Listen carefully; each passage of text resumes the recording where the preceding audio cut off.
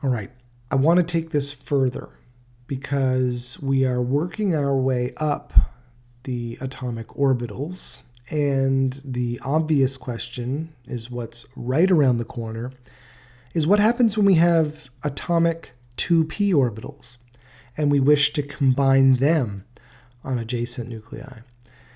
What are the options there? This is clearly a more complicated scenario because there are 3 2p orbitals. And so it sounds like there are more combinations in terms of what we'll get as we combine them.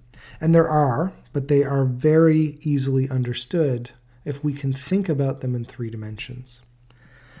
Let's first start with what's called the end-on overlap of p orbitals.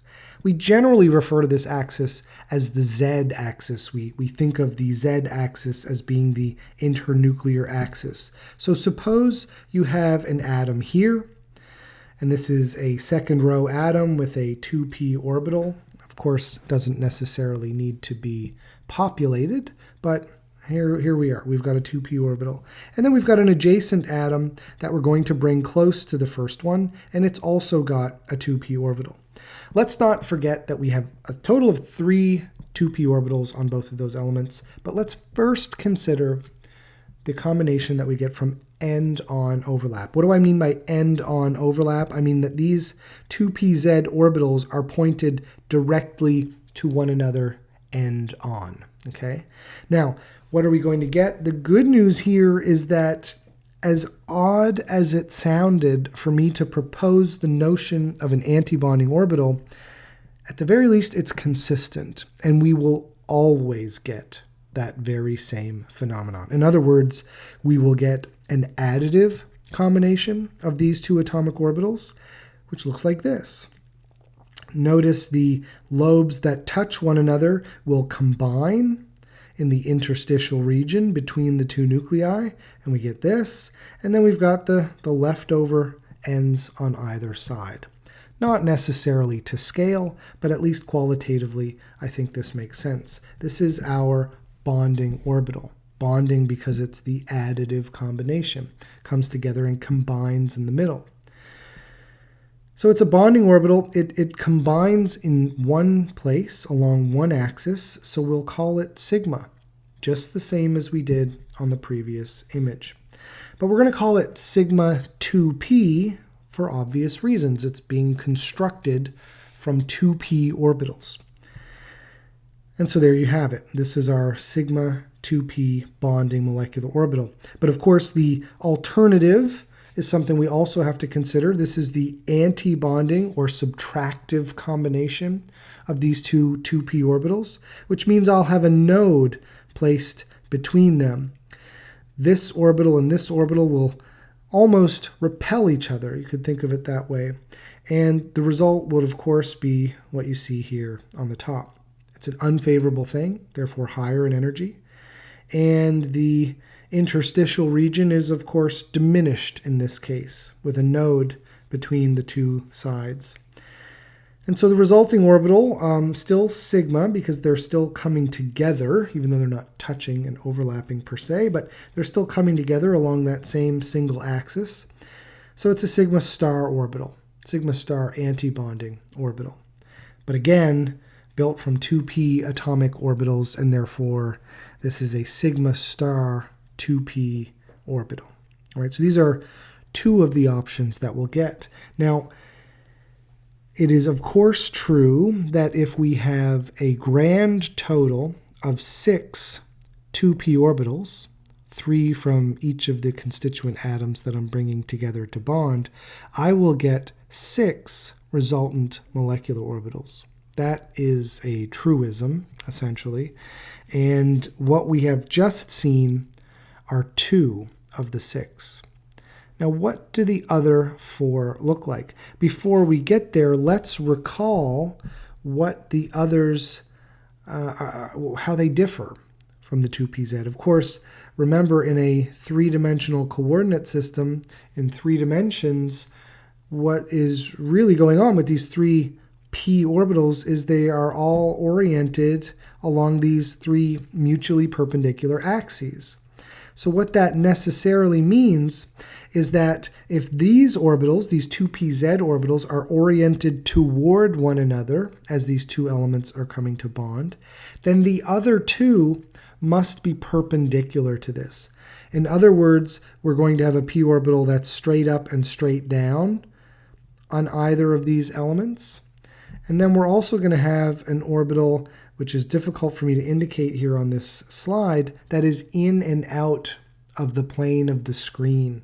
So one with a lobe coming straight out at you and a lobe going straight back into the screen. So that's going to be the two resultant p orbitals.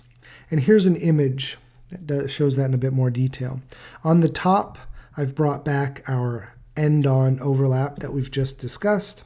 And on the bottom is going to be the result from these, I guess what you would call side-on overlap of the remaining two 2p orbitals. So in this particular case, in the x-axis, I've got these orbitals pointed straight up and down. And an entirely analogous set of orbitals here is the final 2p orbital, is the one that's on the y-axis, which is the one essentially going in and out of the plane of your screen.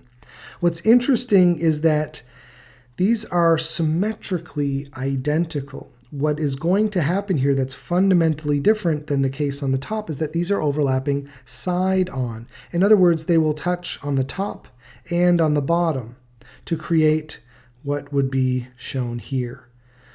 Now, borrowing a phrase from valence bond theory, because we've got overlap in two places, right, essentially on the top here and on the bottom, this is an orbital we refer to as pi, right? So these are pi molecular orbitals because of that two-axis overlap, if you will.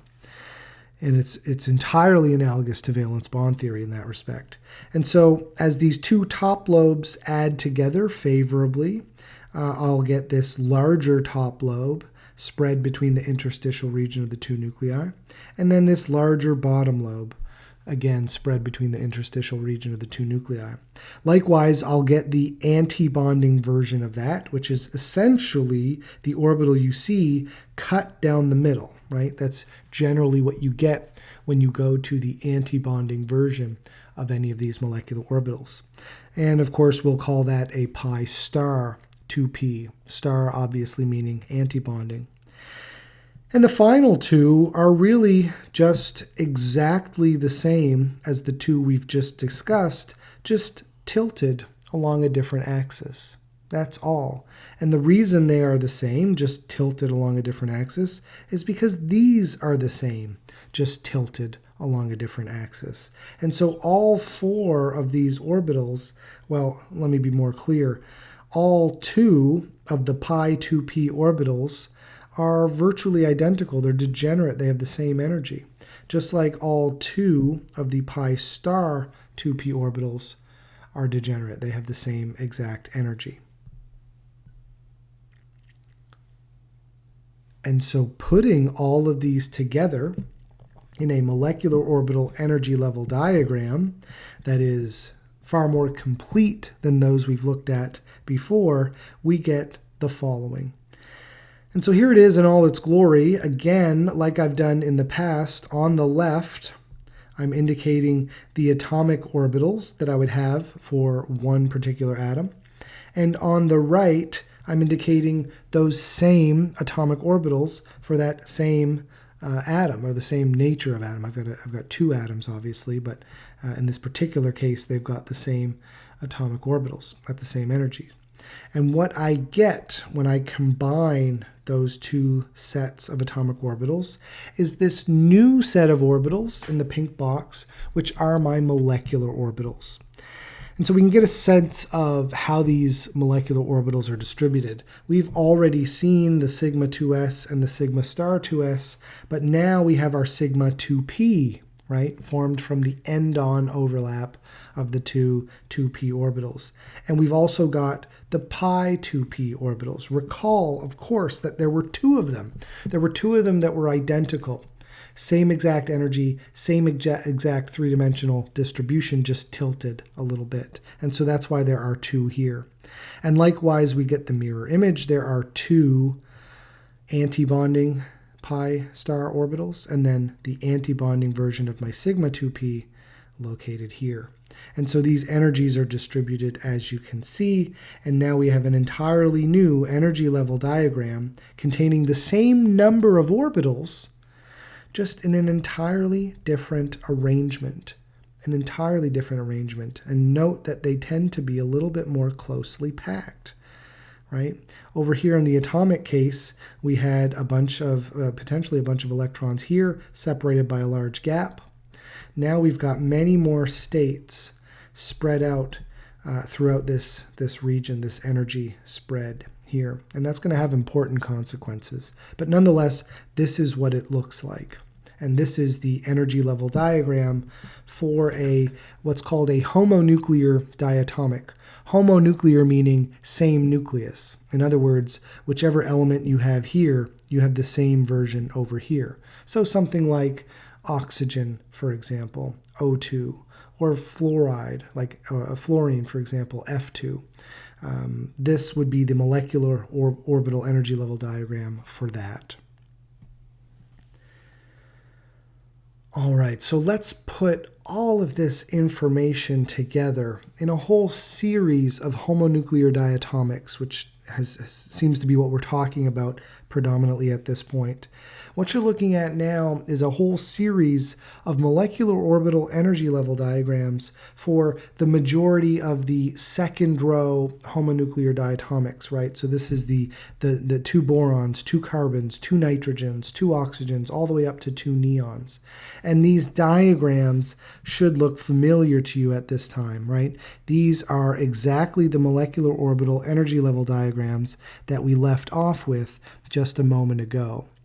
Now, I'm going to do a couple of things. First, what I'd like to do is highlight all of this information, highlight how these get populated with their electrons, and then, of course, highlight what is a key difference that you may be noticing in this particular series, which is that the order of the pi 2p and sigma 2p orbitals tend to be reversed as we go through this series. So all of these things need to be addressed over the next several minutes or so.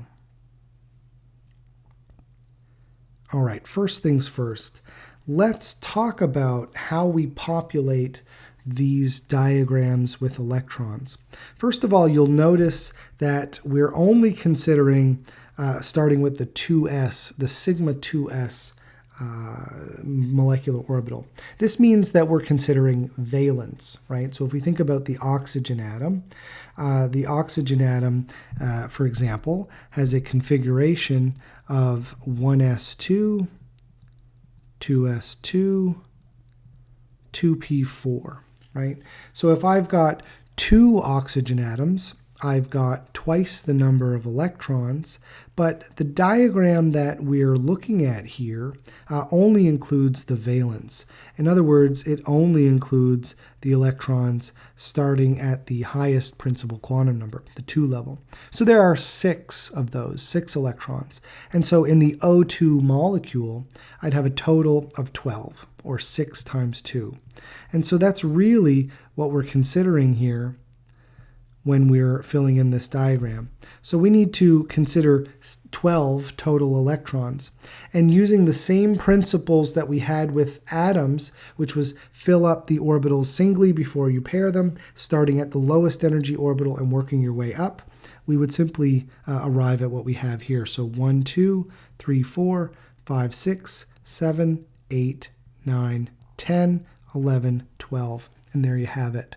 And so what we learn here is how to populate these diagrams, but more importantly, we can pull out a lot of information that might not otherwise be readily available. For example, did you know that molecular oxygen had an excess of one type of spin? You might not have known that, but what does that mean? That means that oxygen is actually magnetic. Molecular oxygen, the oxygen you are breathing right now, is magnetic. It sticks to magnets. And you can actually demonstrate this experimentally by supercooling it to be a liquid state, and you can suspend it in a magnetic field.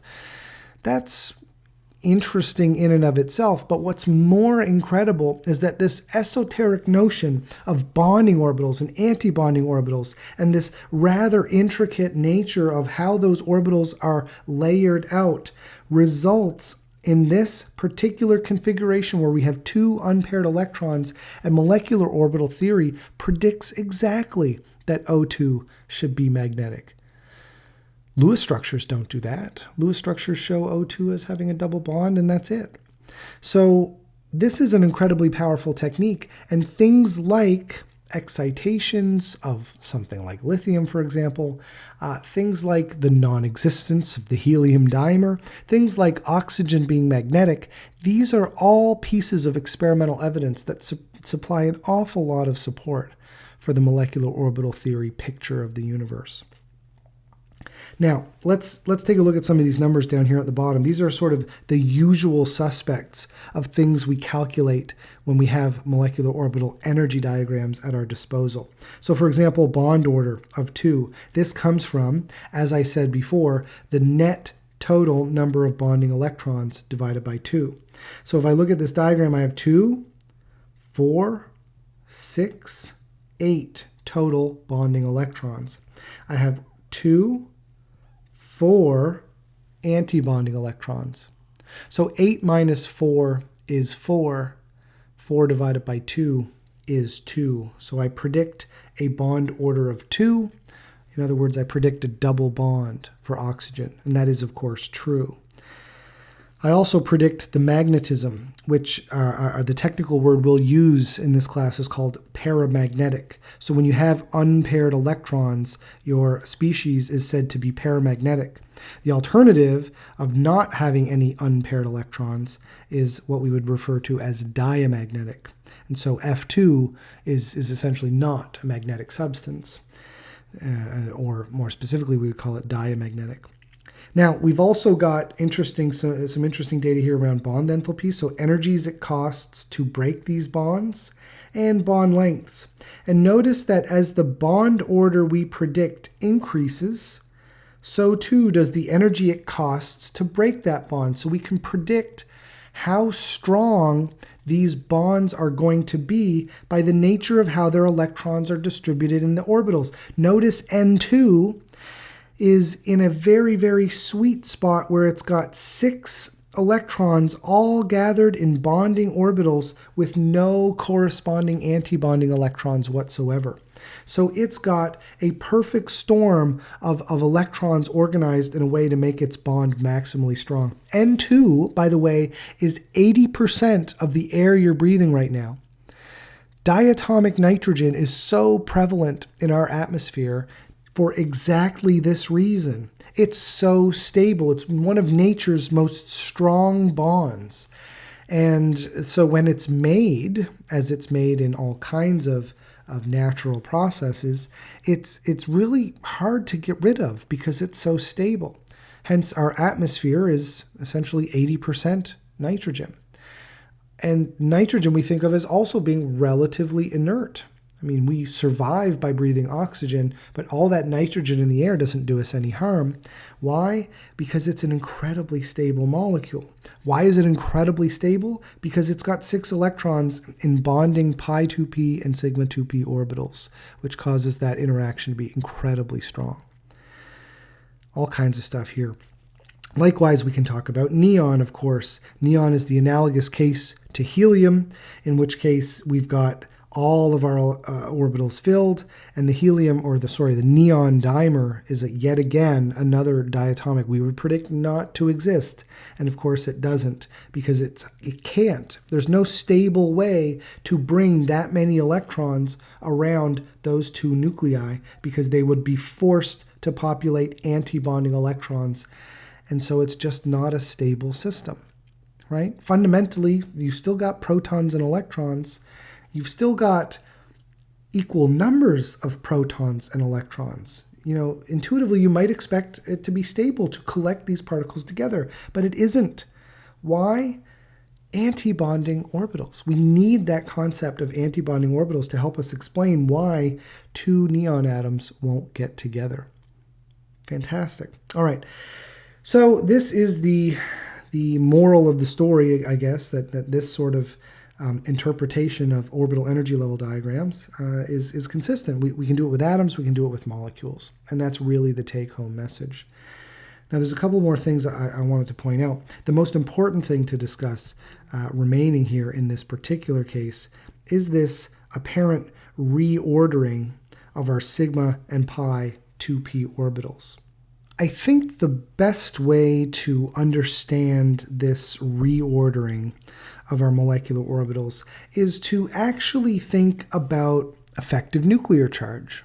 Okay, so there's that topic coming back, effective nuclear charge. What's that all about?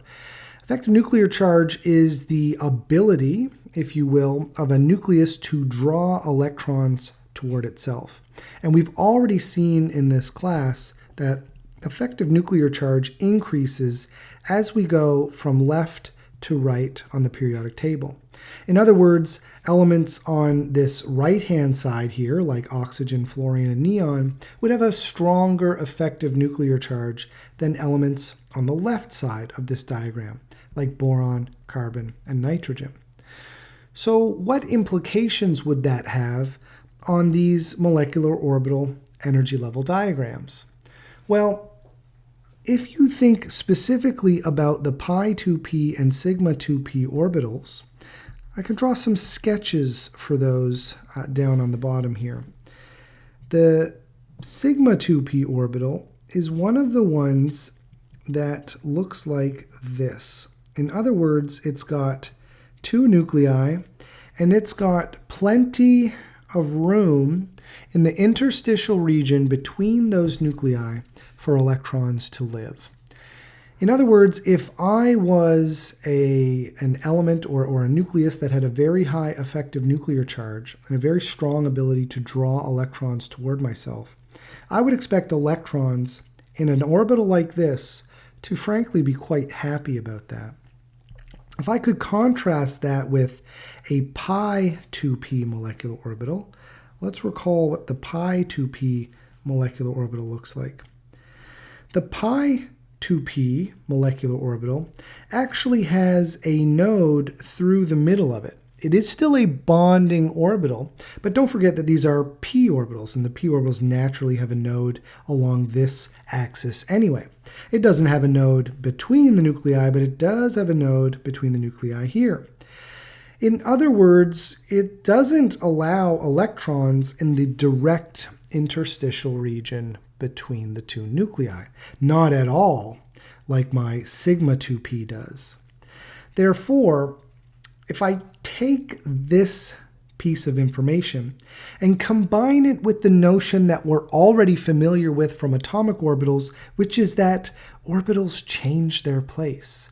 Orbital energies are different for all the different chemical species. As I change the number of electrons, the energies of these orbitals change. As I change the nature of the nuclei, the energies of these orbitals change. And we accept that that change happens constantly, but we only focus our attention on the case when that change causes a qualitative difference in the ordering of the orbitals. This was something we spent a bit of time on when the 4s and 3d orbitals started changing their place. This was something we paid a lot of attention to. Well, this case is really no different. As I look at these elements over here with a higher effective nuclear charge, and I compare them to these elements over here with a smaller effective nuclear charge, as I proceed from the left to the right, I increase the effective nuclear charge, and I subsequently decrease the energy of this option relative to this option. So the pi 2p orbital, while it's going to be happy to see or happy to be on a homonuclear diatomic that has a higher effective nuclear charge too, it's the sigma 2p that can really benefit more from that because it's got this interstitial region here, and electrons are allowed to get closer to those nuclei.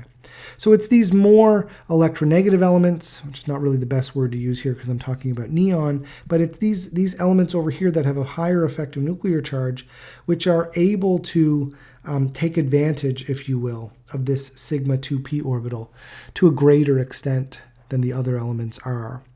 And it's as we cross from nitrogen to oxygen that we actually see the ordering switch. So again, nothing too new here. We're used to seeing orbitals switch. We know that their energies are fluxional anyway. We really only pay attention to those cases where the qualitative ordering changes. And this is one of those cases. As we go from nitrogen to oxygen, we switch from this version of the molecular orbital energy diagram to this version of the molecular orbital energy level diagram. Now, molecular orbital theory can go so much farther than we've taken it so far in this class. So far, we've only looked at homonuclear diatomics. So that's only two elements, and they had to be the same two elements. But every molecule, every substance, your DNA, the plastic in the chair that you're sitting in, the metal in your car, they all have associated with them molecular orbital diagrams and molecular orbitals themselves. The challenge, though, is for you to imagine if this is what I get when I bring together two atoms, what am I going to get when I bring together 100 atoms? Well, the good news is that the general trend is going to be the same. You're going to get bonding combinations and you're going to get anti-bonding combinations, but it's going to get complicated quickly. And this is why all modern study into molecular orbital theory uses computers. We calculate all of these different options to understand what all of the different molecular orbitals should be, what they should look like, and what their energy should be. Because once we know that, we know precisely the gaps in energy that allow us to predict how a particular element will absorb radiation, or emit radiation, or react with other molecules. The predictive capacity of molecular orbital theory is incredible. But alas, we're not going to go quite that far because it requires a little bit of work. In fact, it'll require at least 2 more courses that you can come join me for in a few years later on in the chemistry department. But if we're not going to do that, then the real take-home message here today is that molecular orbitals are an interpretive tool. They help us understand electronic structure in molecules of any size, although we've only really looked at diatomics. And the case that you're looking at on your screen here is the first you've seen of a heteronuclear diatomic. In other words, 2 different atoms. And the question is, what should that look like? Well, it's going to be a scenario where we have different atomic orbitals on either side, right? So oxygen has lower energy orbitals than nitrogen, again, because it has a higher effective nuclear charge. And those orbitals are more strongly attracted to the nucleus. And so as these atomic orbitals start to be adjusted and start to exist at different energy positions along the scale, so too the molecular orbitals can adjust accordingly as well. And these diagrams can change accordingly. And these orbitals here, these bonding orbitals, will likely be a little bit more oxygen-like because they are closer to oxygen in energy. The anti-bonding orbitals will likely be a little bit more nitrogen-like in that context. And this can be inferred simply because of the way that this diagram is organized like this. But the point is that we can do this type of thing for any chemical species, and it allows us to determine very specific properties, bond orders, magnetism, excitation energies, emission wavelengths, and more specifically, more generally as well, is the actual shapes of these orbitals themselves. The shapes and the images of these orbitals that we predict from these sorts of investigations allow us to understand the propensity for these molecules to react and interact with other molecules that have orbitals of similar shape and energy. It's an incredibly predictive and powerful tool. All right, so what I want to leave you with today is a discussion of greenhouse gases. Why are they greenhouse gases? Why are they altering the climate of our planet? And what does it have to do with molecular orbital theory? Well, molecules that contain carbon, like carbon dioxide and methane, happen to have a specific series of molecular orbitals. And those molecular orbitals happen to be spaced in such a way that the energy gap corresponds to infrared photons. In other words, carbon dioxide and methane are very strong and powerful infrared absorbers. Now, the implication of this is that as you put more and more carbon dioxide and methane, and potentially other sources of carbon, into our atmosphere, as the sun heats the Earth, as it always has done, the Earth radiates that energy back out, much of it as infrared radiation. And with a blanket of these greenhouse gases surrounding the planet, carbon dioxide and methane are absorbing all of this infrared radiation and essentially trapping all of that heat energy so that it doesn't escape, which is, of course, anthropomorphic and is causing measurable and real damage. So what's the solution? Well, first things first is to reduce the amount of carbon in our atmosphere. And thankfully, there are lots of efforts to do so. There are other efforts in terms of sequestering the carbon that gets produced, so effluent from smokestacks. Presumably, we can develop technology to capture that carbon so that it doesn't get released into our atmosphere, and convert our dependence to cleaner technologies, of course. I mean, these are not new ideas, but the challenge is adopting them in large numbers. But in any case, that's where molecular orbital theory comes in to help us understand climate change.